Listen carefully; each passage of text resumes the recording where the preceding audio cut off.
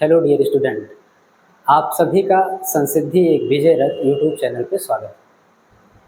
सबसे पहले UP board के 10वीं और 12वीं के उन छात्रों को बधाई जिन्होंने 2023-24 की परीक्षा को उत्तीर्ण किया है। आज हम लोग उन छात्रों के विषय में बात करेंगे जो इस बात को लेकर दुखी हैं कि उनका जो नंबर है कम आया है, उनके हिसाब से कम आया है, या कोई त्रुटि हो गई है, या फिर वो फेल हो गई है। सबसे पहले स्टार्ट करते हैं हम लोग। अगर आपकी मार्कशीट में कोई दिक्कत हो या कोई संशोधन कराने लायक कार्य हो तो उसके लिए यूपीएमएसपी ने, जो उत्तर प्रदेश माध्यमिक शिक्षा परिषद है, उसने एक पोर्टल लॉन्च किया है, समाधान पोर्टल। इससे आप क्या क्या करवा सकते हो, तो थोड़ा बहुत इसके बारे में आपको जानकारी दी गई है। अंक पत्र, प्रमाण पत्र के विवरणों में संशोधन, उनकी मूल एवं द्वितीय प्रतिलिपि लेने के लिए, एवं परीक्षा फल की त्रुटियों के संशोधन एवं किसी प्रकार की शिकायत आदि के लिए ऑनलाइन आवेदन कराने हेतु पोर्टल। तो ये है आपका समाधान पोर्टल। इसके विषय में थोड़ा बहुत और जान लेते हैं कि हम लोग कैसे यहाँ तक पहुँचेंगे, इस पर अपनी शिकायत कैसे दर्ज करेंगे, यानी रजिस्ट्रेशन कैसे करेंगे, फिर हम लोग आवेदन कैसे करेंगे, स्टेटस कैसे चेक करेंगे। बात समझ में आ रही है? ये सारी चीज़ें हम लोग देख रहे हैं। हमारे जो संशोधन के लिए हम लोग आवेदन देंगे उसका निस्तारण कितने दिन में कर दिया जाएगा, ये सारी चीज़ें इस पोर्टल पर मौजूद है। आपको करना क्या है, सबसे पहले आपको अपने क्रोम ब्राउज़र में जाना है। सबसे पहले आपको अपने क्रोम ब्राउज़र में चले जाना है। उसके बाद आपको सर्च बार में जाना है और वहाँ पे सर्च करना है यूपीएमएसपी। इस तरीके से यूपीएमएसपी वेबसाइट पे आप क्लिक करेंगे। पहली वेबसाइट आपको मिलेगी upmsp.edu.in। इस पे आपको क्लिक करना है और क्लिक करने के बाद आप देख सकते हैं इस तरीके से इसका फ्रंट डिज़ाइन है। यहाँ से आप लोग 10th का रिजल्ट, 12th का रिजल्ट ये लोग देख ही लिए होंगे। हम लोग बात करते हैं समाधान पोर्टल की, तो आप देखिए इसमें महत्वपूर्ण लॉगिन सेक्शन होगा। तो जो महत्वपूर्ण लॉगिन सेक्शन है इसमें आएंगे पहला, दूसरा, तीसरा और चौथे स्टेप पे आपको लिखा होगा समाधान हेतु आवेदन या फिर लॉगिन। इस पे हम लोग क्लिक करेंगे और इस पे क्लिक करने के बाद ये पेज आपको खुल जाएगा। कुछ इस तरीके से इसका फ्रंट व्यू होगा।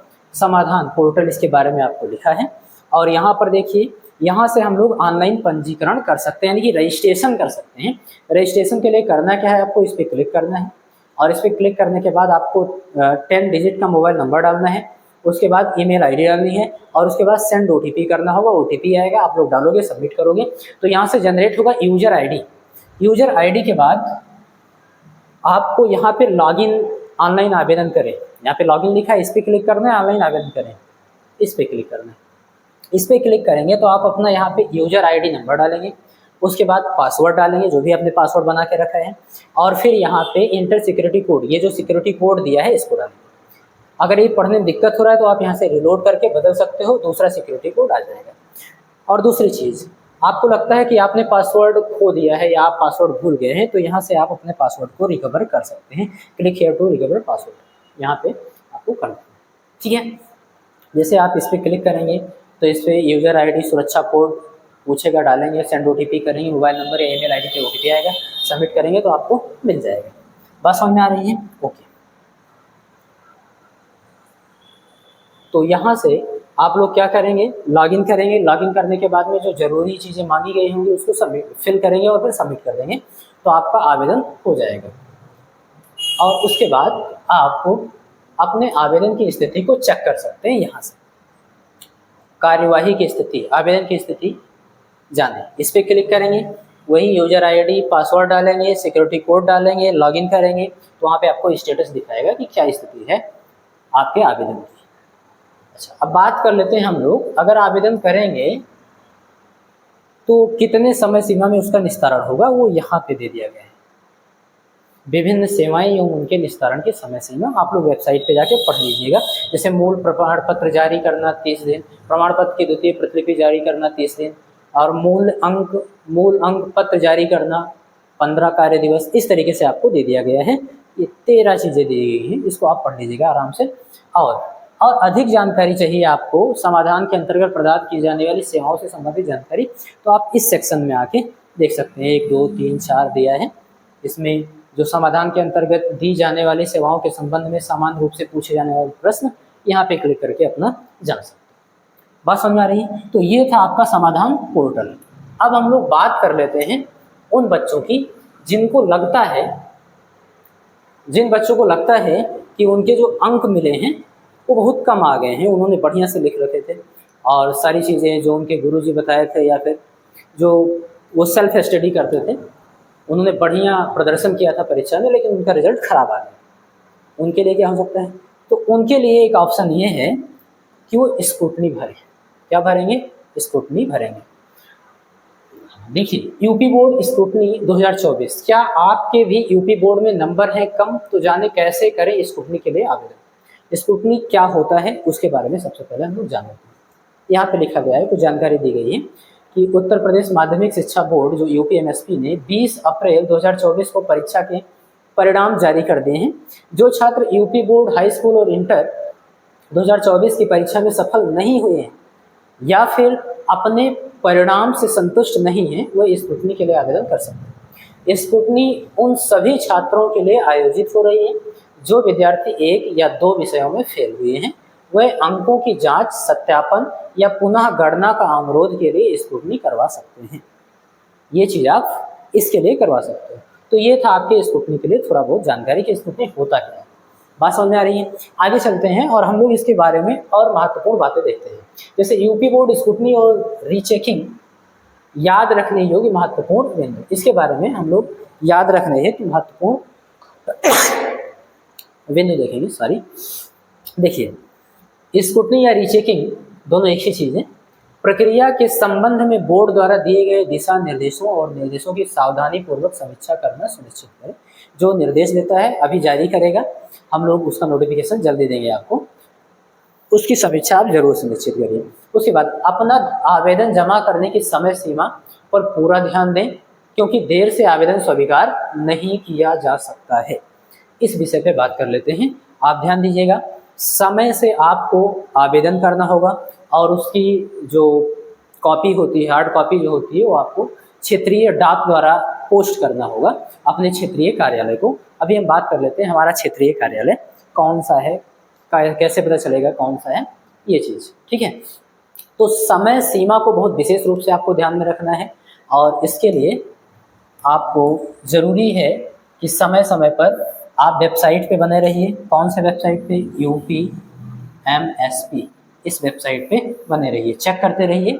वहाँ पे स्क्रूटनी सेक्शन लिख के आएगा और उसमें सारी चीज़ें आपको मेंशन होगी, डेट वगैरह सारी चीज़ें उसमें बताया गया होगा। और ध्यान दीजिए, दूसरा तरीका क्या है? दूसरा तरीका ये है कि आप अगर चैनल पे नए हैं तो चैनल को सब्सक्राइब कर दीजिए और नोटिफिकेशन जो बेल होता है उसको ज़रूर हिट करिए, ताकि जैसे ही ये आएगा, इसका सेक्शन आएगा, डेट आएगा, हम लोग आपको नोटिफिकेशन देंगे वीडियो के माध्यम से। तो अगर आपने बेल आइकन को प्रेस करके रखा है तो आपको नोटिफिकेशन मिल जाएगा। और कैसे भरना है फॉर्म वगैरह सारी चीज़ें उसमें बताया जाएगा, एक एक चीज़, कहाँ से चालान जमा होगा, कहाँ पे आप जाके इसको जमा करोगे, पोस्ट करोगे, कितने दिन में आपका रिजल्ट आएगा, ये सारी चीज़ें आपको बताई जाएगी। तो आप बने रहिए, समय सीमा का विशेष ध्यान रखिएगा, नहीं तो आपके साथ बुरा हो सकता है। ठीक है, तीसरा एक चीज़ देख लेते हैं। जांच या पुनः जांच प्रक्रिया के नतीजे की प्रतीक्षा करते हुए अपनी पढ़ाई जारी रखें या उसके अनुसार वैकल्पिक योजनाएं बनाएं। जैसे आपकी उत्तर पुस्तिका जांच की जा रही है, उसकी प्रतीक्षा कर रहे हैं आप, तो उसके साथ साथ आप अपनी पढ़ाई करते रहिए, या फिर उसके लिए आप वैकल्पिक यानी ऑप्शनल तरीका बना के रखिए कि अगर ये हुआ तो हम ये करेंगे, नहीं हुआ तो क्या करेंगे, ये सारी चीज़ें। ओके, याद रखें, जांच या पुनः जांच प्रक्रिया छात्रों को उनकी समीक्षा परीक्षा परिणामों में किसी भी विसंगति को दूर करने का उचित मौका प्रदान करने के लिए डिजाइन की गई है। यदि आपको लगता है कि आपके पेपर के मूल्यांकन में कोई गलती हुई है तो इस अवसर का लाभ उठाने में संकोच ना करें, सक्रिय रहें, आवश्यक कदमों का पालन करें और अनुकूल परिणाम के लिए आशान्वित रहें। यदि आपको लगता है कि आपके नंबर वास्तव में कम हुए हैं, जितना आपने मेहनत किया था उतना रिजल्ट आपको नहीं मिला है, तो ये आपके लिए ही डिजाइन किया गया है, इसका आप उपयोग जरूर करिए। बात समझ में आ रही है? अब हम लोग बात कर लेते हैं कि कैसे आवेदन करेंगे, क्या फीस होगी, कितने दिन बाद रिजल्ट आएगा, ये सारी चीज़ों पर चर्चा करते हैं हम लोग। तो सबसे पहले ध्यान देंगे, यूपीएमएसपी परीक्षा के स्क्रूटनी के लिए आवेदन करने के लिए नीचे दिए गए स्टेप को फॉलो करना है आपको। यूपीएमएसपी की आधिकारिक वेबसाइट पर जाना है आपको। उसके बाद यूपी बोर्ड स्क्रूटनी आवेदन लिंक 2024 पर क्लिक करें। एक सेक्शन होगा, उस पर यही चीज़ लिखा होगा, उसको आपको क्लिक करना है। जैसे इस समय यूपी बोर्ड 12th रिजल्ट लिख के आ रहा है 2024, उस पर क्लिक कर रहे हो, 10th रिजल्ट लिख के आ रहा है, उस पर क्लिक कर रहे हो, उसी तरीके से ये भी आएगा। मांगे गए विवरण को दर्ज करें, जो विवरण मांगा जाएगा दर्ज करेंगे। शुल्क जमा करना होगा और सबमिट बटन पर क्लिक करना होगा। याद रखिए, शुल्क जमा करना होगा, आपको वहाँ से एक फॉर्म डाउनलोड करना होगा, फिर उसको भरना होगा और उसको ले जा करके आपको SBI अकाउंट में जमा करना होगा चालान, ठीक है, ऑफलाइन आपको जमा करना होगा, ठीक है। और उसके बाद उसकी कॉपी और जो आपने यहाँ फॉर्म भरा है उसकी कॉपी, दोनों की हार्ड कॉपी लेनी होगी। एक रिकॉर्ड अपने पास जरूर रखना और एक प्रति को क्या करना है आपको क्षेत्रीय डाक से अपने क्षेत्रीय कार्यालय के, बोर्ड के कार्यालय पे प्रेषित कर देना है, भेज देना है। बात समझ में आ रही है? अच्छा, हम लोग बात कर ले रहे हैं कि फीस क्या होने वाली है। फीस की बात कर ले रहे हैं। तो जो एक सब्जेक्ट की फीस थी स्क्रूटनी के लिए, किसके लिए? स्क्रूटनी के लिए जो एक सब्जेक्ट की फीस थी वो 500 रुपये। तो आप लिख सकते हो 500 रुपये प्रति विषय, ये आपको जमा करना होगा, ठीक है। ये पुरानी फीस है, इस बार अभी आया नहीं है कोई आधिकारिक वेबसाइट पे, इतना ही आएगा अप्रॉक्सीमेट, हर साल इतना ही रहता है। अगर कोई बढ़ता है तो उसकी भी सूचना आपको दी जाएगी। याद रहे 500 रुपये प्रति फीस लगेगी, ठीक है। ये फीस की बात हो गई। दूसरी चीज़, स्क्रूटनी का रिजल्ट कब तक आएगा, हम लोगों का परिणाम कब तक घोषित होगा, हम लोगों को कब तक इंतजार करना होगा इनके रिजल्ट का, उसकी बात करें। तो आप मान के चलिएगा लास्ट जून और 1 जुलाई, ये जो है आप एक डेट मान सकते हो कि लास्ट जून तक या फिर 1 जुलाई तक इसका रिजल्ट आ जाएगा। ऐसा मैं क्यों कह रहा हूँ आपको बता रहा हूँ। दो चीज़, चलिए देखते हैं।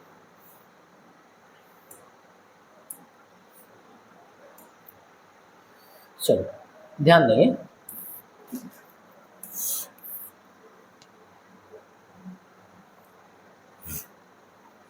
यहाँ पे देखिए,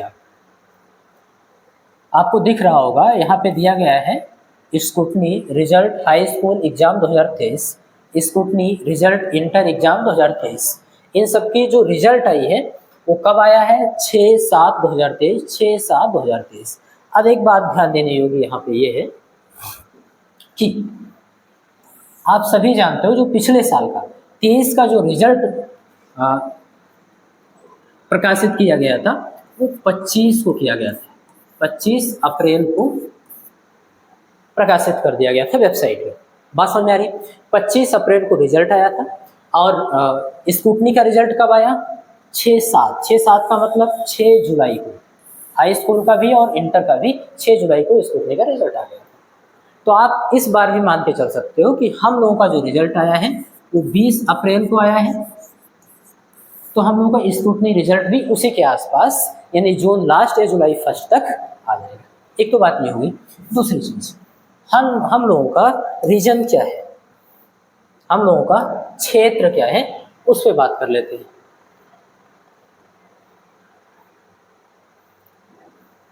ये ध्यान देंगे बेटा, ये आपको दे दिया गया है। सबसे पहली बात, अगर आपको कोई विशेष जानकारी चाहिए समाधान पोर्टल के लिए जो इसमें हमको नहीं मिल रहा है इन सब में, उसके लिए दे दिया गया है समाधान पोर्टल से संबंधित विशेष जानकारी अथवा किसी समस्या के निवारण हेतु माध्यमिक शिक्षा परिषद के क्षेत्रीय सचिव या क्षेत्रीय कार्यालय से नीचे दिए गए मोबाइल नंबर पर कार्यालय के कार्य समय के अंतर्गत संपर्क किया जा सकता है। कार्य समय का मतलब ये है कि अप्रॉक्सीमेट 10 बजे से 4 बजे तक जो ऑफिस का टाइम होता है या 6 बजे तक, उसके बीच में आपको फ़ोन करना होगा। क्षेत्रीय कार्यालय प्रयागराज, एक आपका क्षेत्रीय कार्यालय प्रयागराज है, उसके नीचे जिला के नाम आपको दे दिए गए यहाँ पे। ये आपको कहाँ पे मिलेगा? तो समाधान पोर्टल पे ही मिलेगा, सबसे नीचे। बात समझ में आ रही है? जैसे प्रयागराज की बात करें तो केवल लखीमपुर खीरी, सीतापुर, हरदोई, लखनऊ, उन्नाव, रायबरेली, कानपुर, नगर, कानपुर देहात, फर्रुखाबाद, इटावा, कन्नौज, औरैया और जालौन, झांसी, ललितपुर, हमीरपुर, महोबा, बांदा, चित्रकूट, प्रतापगढ़, प्रयागराज, फतेहपुर एवं कौशाम्बी जनपदों के लिए ये दे देना। इसके लिए आपको मोबाइल नंबर भी यहाँ पे एक दे दिया गया है कि इस पर आप फ़ोन करके बात भी कर सकते हो, कोई समस्या नहीं। ऐसे ही क्षेत्रीय कार्यालय वाराणसी है, आप अपना जिला देख लीजिएगा किसमें आपको वहाँ पे आपको पोस्ट करना होगा। हालांकि जब आएगा आपका स्कूटनी के लिए आधिकारिक वेबसाइट पे, तो मैं आपको एक एक चीज़ भरना, कहाँ पे एक एक स्टेप बाय स्टेप करके बताऊंगा। स्कूल पे जाना है, कैसे मोहर सिग्नेचर करवाना है, क्या करना है, सारी चीज़ें आपको बताऊंगा। मेरठ के लिए ये जिला है क्षेत्रीय कार्यालय, गोरखपुर के लिए ये जिला है और बरेली के लिए ये जिला है। हाँ, गोरखपुर वाले ध्यान दें, गोरखपुर में आपके केवल बहराइच के, श्रावस्ती के, गोंडा के, ध्यान रहे आपके गोंडा डिस्ट्रिक्ट जो है वो गोरखपुर में, गोंडा डिस्ट्रिक्ट का जो क्षेत्रीय कार्यालय होगा वो गोरखपुर होगा। गोंडा, बलरामपुर, बस्ती, संत कबीर नगर, सिद्धार्थनगर, गोरखपुर, महाराजगंज, देवरिया और कुशीनगर जनपदों के लिए ये है। और मोबाइल नंबर आपको ये दे दिया गया है, तो यहाँ से आपको ये जानकारी मिल जाएगी। ओके, बात समझ में आ गई। आप स्कूटनी के बारे में मुझे लगता है लगभग चीज़ें जान चुके हैं, ठीक है। और जो विशेष जानकारी है 1 बाय 1 स्टेप की कैसे करना है उस पर हम लोग बात करेंगे। बस एक हफ्ते तक इंतजार करिए, ज़्यादा से ज़्यादा। बोर्ड क्या करेगा, अपने आधिकारिक वेबसाइट पे जारी कर देगा। मई तक भी जा सकता है, ये 5 मई या 6 मई तक भी जा सकता है, वो जारी कर देगा स्कूटनी आवेदन के लिए, ठीक है। तो इतना चीज़ आप जान चुके हैं। उसके बाद हम लोग बात कर लेते हैं उन बच्चों की। ये तो बात हो गई जो संतुष्ट नहीं थे अपने नंबर से, कम नंबर आया था। कोई और बच्चे हों जो फेल हो गए हैं, उनके लिए क्या व्यवस्था है? तो उनके लिए एक व्यवस्था बनाई गई है कंपार्टमेंट की।